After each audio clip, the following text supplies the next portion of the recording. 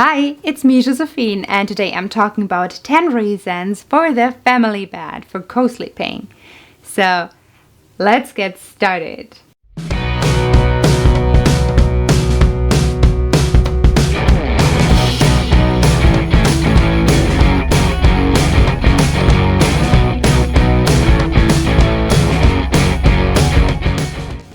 Of course, it's very important to know that these 10 reasons does not mean that everybody has to do that. That only means that these were the 10 reasons for me. So if co-sleeping, this whole family bed stuff does not work out for you, then it does not mean that you're a bad parent or something like that. It just doesn't fit to you, that's all. Because we're all different, right? So don't get confused about that. Okay, so one of the reasons for me was definitely that there's someone more to cuddle, and that is just a very beautiful thing. Another reason for me was definitely that it was way easier with breastfeeding than if I have my child in the crib and have to take her out and put her next to me and take her back, or sit somewhere in a chair, and it wakes the child and the mother more up than if you just roll over and breastfeed and roll back and keep the baby safe in some sort of like a little baby nest or something like that. Something what is not dangerous, but you have with you in the bed.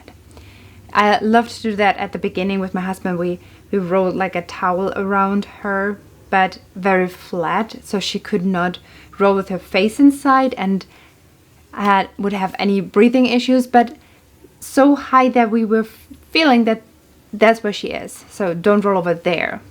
And not only that was very helpful, it was also very helpful for me to produce more milk. Because when the child is next to you, it's way easier for the mother to produce more milk than when the child is far away.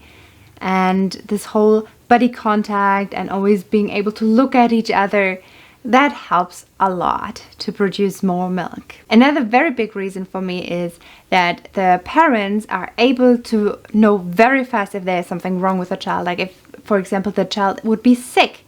It is very, very fast against the parents standing up, waking up, looking in the crib, checking the temperature. Because if the child is laying next to you, you will know very fast. In the first few minutes probably already when the child is sick. And actually that saved my daughter's life once, and I'm very, very glad that we did this, because she was very, very sick at the beginning when she was a newborn. And I am really happy that I listened to my gut and did what I thought was the best for us. Also, it is proven that the children who sleep with their parents are calmer, especially in the toddler age. It's very nice to have calm kids, but already when they're newborns and when you're kind of overwhelmed with them sometimes as a first-time parent, it is nice when they are calm. And I think that was also one of the reasons why I carried her, because it helped me to have her calmer. And yeah, she did not really cry. She was not a very much cry baby, but yeah, there might be more reasons than that, but it was definitely another pro for the family bed for me. And not only that the child is calmer, the parents and the kids sleep better. They sleep deeper. They have a better kind of rest when they wake up. They feel just more like they have rested than if they would sleep separately, which is kind of surprisingly, because a lot of parents think if the child sleeps with them in the bed, they could not rest well. But it's proven that it's the opposite. Okay, and another very, very big reason for me was definitely that the child is sleeping less on the belly. By now, I think most people know that it's not very good if the baby is sleeping on the belly, because there could happen an accident and the child might not be able to breathe anymore. But if the child is actually sleeping with the parents, it is less likely to sleep on the belly. And that is very great, because you don't have to struggle so much and turn the child all around the time. And my daughter still actually does not really sleep on her belly. It happens from time to time, but usually I just turn her around and then it's fine. because when she sleeps on her belly, it always looks like it's very uncomfortable anyway. She has her hands there and can't really breathe, and then I just turn her and it's fine. And the children who sleep with their parents, they are more likely to have a better bonding with their parents, what is really great. I think everybody wants to have a very strong bonding to their children because this helps in so many ways. Another very big deal for me is that children who sleep with their parents are less likely to have a child's death, a spontaneous child's death. And I don't think I have to explain how bad that is. I don't think anybody would want that. That is kind of a nightmare for every parent, and for every parent who has experienced something like that, I'm really, really sorry. But yeah, this is really something very important for me, that this does not happen. And now the last point is, we all probably have heard from the people in the hospital, the doctor or maybe the nurse, that the babies, they sometimes just stop breathing, and you should not be shocked. Newborns, they do that. They don't have this breathing rhythm what we have as adults yet. They have to kind of develop that.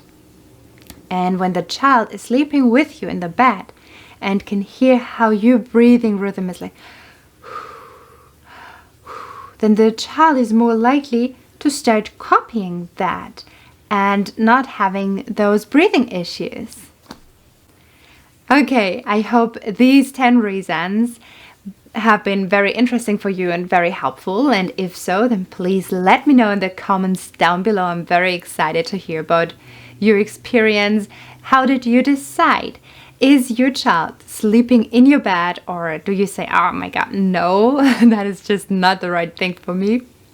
And then I'm also very interested in how long is your child sleeping already with you, and how did you do it? Did you say one day, okay, I don't want you in my bed anymore, you're too old, you're too big, you've got to move out, here's your bed, we'll make it all nice and happy, and find some sort of solution to make it easier for you to leave our bed? For me, it was very surprising. We went to IKEA the other day, and my daughter saw all of those kids' rooms with the kids' beds, and then she just told me, I want to have a bed now. And she's gonna be 3 soon, and I was very shocked because from friends I heard, yeah, my daughter, she moved out when she was around 7, and I kind of expected her to be older, at least like 4 or 5. But yeah, she's almost 3, but still 2, and she actually really moved out. And when you ask her, hey, how's your kids' room? What do you like? She will just show you her bed. The other things, they are not interesting anymore. It's just that she's got her own bed. She's very proud. And yeah, I talked to my mother actually about that theme, and she told me I was about the same age when I did the same thing. And for her, it was the same hard as it is for me now. She always went to my room in the night and checked, am I okay? And then back to her bed, back to me, and went up and down because her bedroom was in a higher level. And she had a very, very hard time and very bad sleep when I moved out. And I feel kind of the same with my daughter now. Okay, I do have a camera. I can just check the camera. But sometimes I'm just like, no, I need to touch her and to see how does she feel, because I'm so used to that, just to touch her when she was laying next to me and say, yeah, she's breathing and she's warm and everything is fine, and do I have to put the blankie on her or not? And yeah, and now I can't do that anymore. I always have to leave the room and run over. Sometimes she calls me and then I lay a little bit next to her and I just fall asleep there, but it is really, really different and surprising for me. Hard, very hard for me. For her, it's awesome. She loves it. Yeah. So how is it for you? Please let me know in the comments down below. How do you feel about this situation? Because I know everybody feels different about that.